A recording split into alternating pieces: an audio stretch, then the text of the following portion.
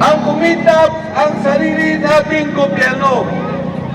Kailan lamang nakasama natin ang 18 marino, yung ating 18 brave Marines. Ano po ang sinasabi nila? Sila ang sumusundo sa mga ICC commissioners at investigators. Sila ang nagbabayad ng hotel.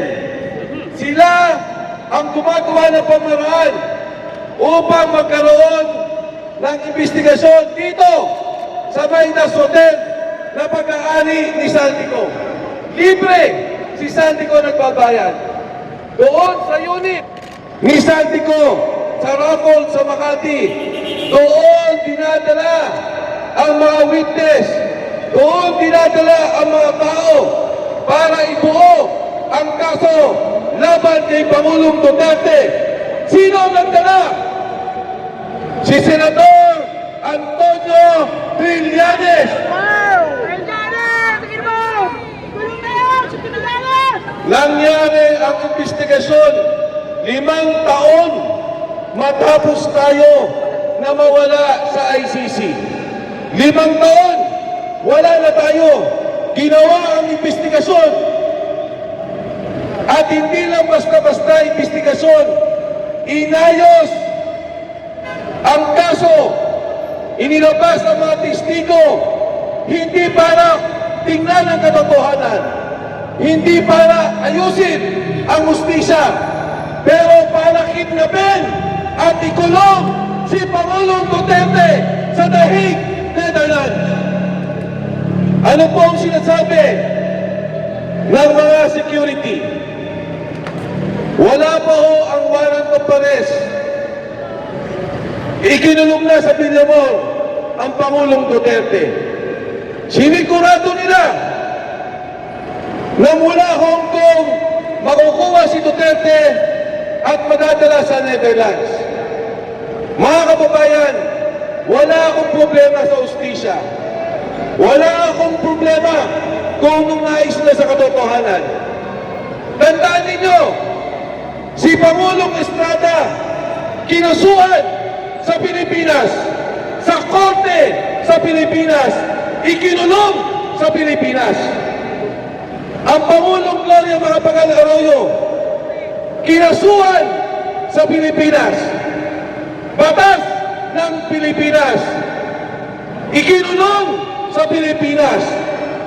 Pero si Pangulong Duterte, kinidnap ng ating gobyerno. Ang sabi ni Saldico, si Bongbong Marcos mismo ang mastermind sa kaso ni Duterte sa pagtestigo ni Trillanes sa perang ibinibigay hanggang siya ay kidnapin at inipad sa The Hague, Netherlands. Marcos resign! Marcos resign! Marcos resign! Marcos resign! Bakit tayo nandito sa Supreme Court? Bakit tayo narito sa Korte Suprema? Alam niyo ba na ang ICC, ang ibig sabihin po niyan, pagka ang isang bansa magulo, walang kayusan, ang mga korte ay hindi nagpa-function o walang independensa ang korte, doon lamang dadalhin sa ICC. Pero dito mo ba gumagana ang korte ng Pilipinas? Gumagana! Wala ba ho tayong korte? Meron! Meron! Supreme Court! Kaya po ang Korte Suprema dapat magsalita dahil ang pagkakaresto ni Duterte ay sampal sa Korte Suprema. Sampal sa Korte ng Bayan. Sampal sa batas ng Pilipinas. Mga kasama, noong lumabas si Sergeant Gutesa, sinabi niya na sa amin ang ICC. Sabi namin sa kanya, Sergeant Gutesa, siguro hindi panahon na banggitin mo ang ICC. Alam niyo ang sabi ni Sergeant Gutesa, ang matataas na mga opisyal ng gobyerno nasa Maydas, nagpo-monitor sa pag-aresto kay Pangulong Duterte. Ano ang sabi ng 18 sundalo?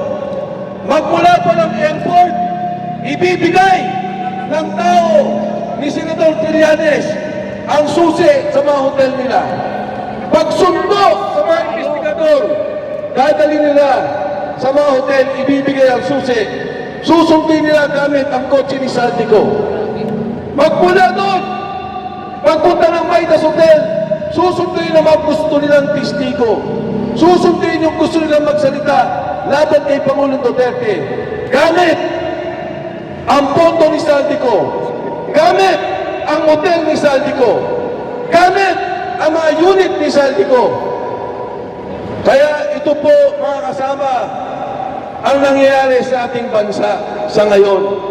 Sa takot siguro nila kay Pangulong Duterte, nag-usap-usap, mas mabuti ilabas siya ng bansa kaysa kasuhan sa Pilipinas. Pero hindi nila naintindihan sa ginawa nila, naging martir si Pangulong Rudy Duterte. Duterte! Duterte! Duterte! Duterte! Duterte!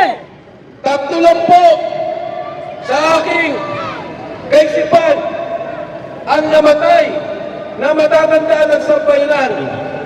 Ang pagkamatay ni Jose Rizal dito sa Luneta. Ang pagkamatay ni Ninoy Aquino sa tarmac ng NAIA na pinaslan ng mga sundalo, pinaslan sa ilalim ng administrasyon ni Ferdinand Marcos Sr. At ngayon, sa ating kasaysayan, pag namatay ang Pangulong Duterte sa The Hague, Netherlands, siya lang ang tanging Pangulo na kinidnap ng sarili niyang gobyerno. Takot sa kanya dahil sa politika, kinipit ang isang Pilipino, ang isang leader na minamahal ng sambayan ng Pilipinas. Yan po, walang iba, kundi ang Pangulong Rodrigo Duterte. Yung pong 18, kinasuhan po. Ako mismo, kinasuhan. Ang isang magaling at matapang na abogado, Attorney Levi Banigod, kinasuhan po nila. Kinasuhan dahil nagsabi ng katotohanan sa pagnanakaw ng pondo ng bayan. Ano bang sinabi ng mga sundalo? Nag-deliver kami sa mga senador. Nag-deliver kami sa mga congressman. Nag-deliver kami kay Speaker Martin Romualdez at kay Pangulong Bongbong Marcos. Yan ang sinasabi ng mga sundalo. Yung bilyon-bilyon na maleta ng dinideliver nila, yan po ay pera ninyo. Pera ng kapulisan na makasama natin. Pera ng taong bayan. Dahil po yan ay buwis na binabayad po natin. Pero ayaw nilang pakinggan. Bagkus ang mga nagsalita pa ang kinakasuhan.